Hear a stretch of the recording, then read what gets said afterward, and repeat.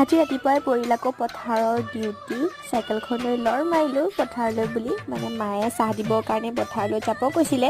ঘৰত যিহেতু কোনো নাছিলে তেনেকৈ যাবলগীয়া মানুহ, দেউতাও আছিলে পথাৰতে, গোসাঁইও পথাৰতে আছিলে, সেইকাৰণে মই যাব লগা হ'ল। চাইকেলখন লৈ অকলে অকলে লৰ মাৰিলোঁ পথাৰলৈ বুলি। এইফালে গোসাঁই আছে আৰু পথাৰত বহুত মানুহ লাগি আছে, চবৰে ধানবোৰ কাটি আছে। এতিয়া ধান কটা দিনেই দিয়কচোন, ইফালে দেউতাও লাগি আছে।